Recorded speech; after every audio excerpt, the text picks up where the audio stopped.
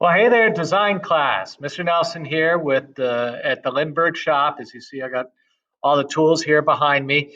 Wish you guys were here using the tools. But hey, you got tools at home. Let's start using some of those, shall we? All right. So I'm going to tilt my screen down and sort of give you direction as to what we're going to be doing. Okay. All right. Here we go.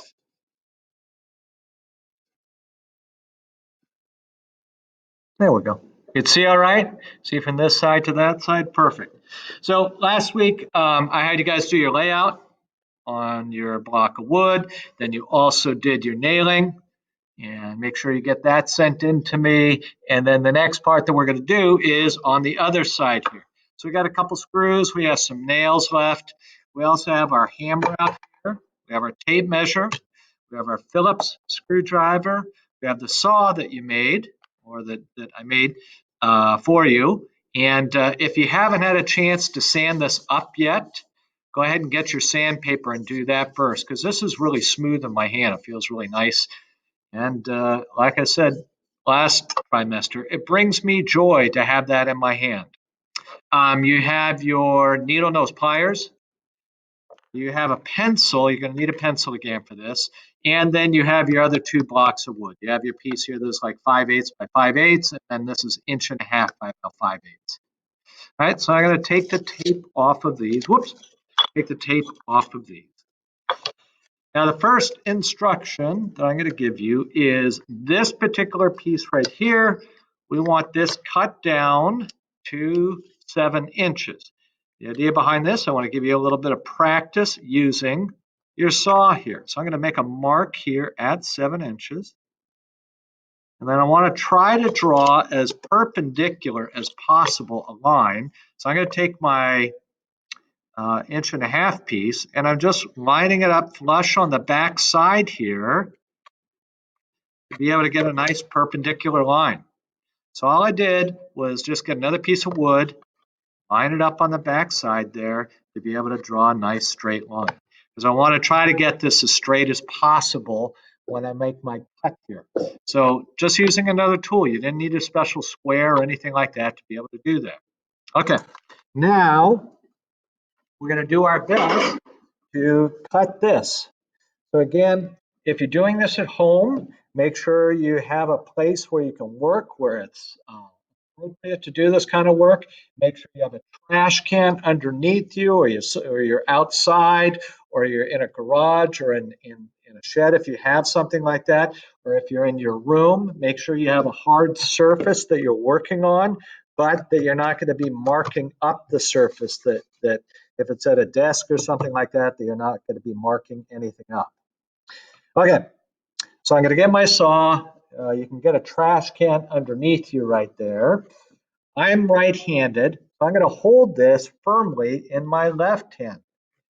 And then I'm going to start by drawing back and forth. And now just speeding up a little bit. And my thumb helping guide that. Pushing down with my left hand to hold it firmly.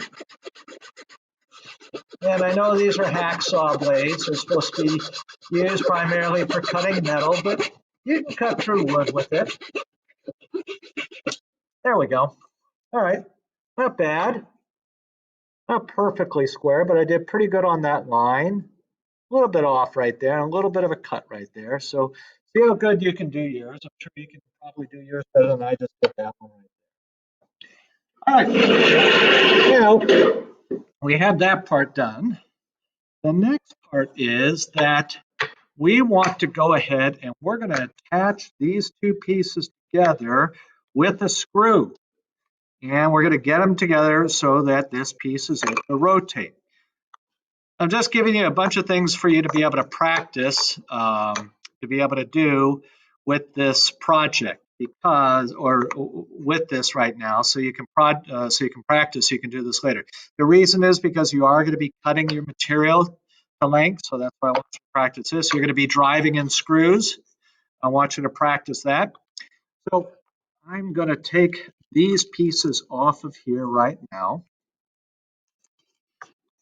And for this piece right here, this is 6 inches long, same as this block right here. What I want to do is I want to make a mark in the center this way, and then it's going to be coming 3/8 of an inch back this way. And I'll show you why.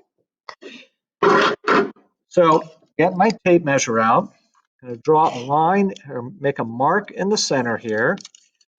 And the width of this is 1.5 inches. So I'm going to make a mark right there at 3/4 of an inch. 3/4 of an inch from side to side. Now I want to come back 3/8 of an inch. And it's easier for me to see it if I put it on the 1 inch line and then come back 3/8 of an inch. It's hard to me to see the 3/8 of a mark right there because of the hook. Remember last week we talked about the hook and why it moves back and forth. So now I've got to mark 3/8 of an inch there. And it is 3/4 of an inch side to side. Now, I want to drive a screw through there, but it's really tough to drive a screw all the way through there without splitting this out and also doing it with a screwdriver, a hand screwdriver. I'm going to show you a method to be able to do this using a nail. So this takes a little patience, but you're able to do it with a nail. So I'm going to line my nail up right on the top there. I'm just going to put it in. I just tapped it once. I'm going to spin it around a little bit to sort of make the wood around there sort of move back. Tapped it a couple more times, moved it around. A couple more times, moved it around. See how that hole's getting bigger as I go through there like that? Couple more times, move it around. Now if you got it so that it's stuck in there, you can't get it out, you can use the claws here and be able to pull your nail out that way, or you can use your needle nose pliers to pull it out too. But try not to take it down too far so you can't get it out. I'm just about to come out the other side. I can still move it around. Oh, I forgot to say, we're in the shop right now, so we're wearing our safety glasses. You're going to be doing some work on your own in your house, so put on your safety glasses. I'm sure some of you are going, oh, I forgot. Okay, go ahead and put them on now. And I did just pop out the other side. So what I'm going to do is I'm going to take that out. Now I'm going to come back through this side. Same thing. I'm just making a hole there so that the screw can go through there easier. There we go. So now I've got a pretty decent hole there. And actually, you can see a little bit of daylight through there. Can you see the white through there? Maybe able to see that. A little bit. All right. Now I'm going to grab another one of my pieces. This is one of the 16-inch pieces. So go ahead and grab this out of your pile. I'm going to stick this here. I'm going to stick this on top here. And I want to center this so it's flush on the edge here. And I have the same amount on either side. So here's a little trick to be able to do that. I'm going to put this flush on the edge there, and I'm going to measure that. And that's 5.5. So I'm just going to divide 5.5 in half. So half of 5 is 2.5. Half of half is 1/4. So 1/4 and 2.5 is 2 3/4. So I'm going to make a mark right there at 2 3/4. I'm going to place this back on top, and you can move this out of the way at this point. I'm going to place this back on top. I'm going to place this down. This other piece is just being used as a rest. So now I have that flush on the back side there, and I have that on there. So now I have an equal distance of this piece on here and here. That's what I'm looking for. So now I'm going to take my nail, drive it in a little bit, take it back out, maybe 1 or 2 more times. Take it back out. Actually, I've got a pilot hole started here, so now I can go down here this way. Take it back out. And maybe one more time.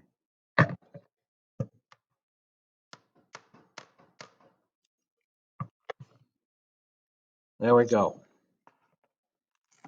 Okay, now I've got that set. I've got that set up over it. And the next thing I can do is I'm going to get my Phillips screwdriver, one of my 1¼ inch screws, and just with some pressure, my left hand's pushing down, my right hand's pushing down, but I'm not having to put too much pressure on it because we did a pretty good job doing our hole in the beginning.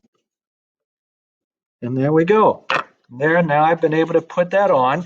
And the nice thing about the screw is it's holding it in place, but I'm able to pivot this. So there we go. We did some cutting. We did some layout.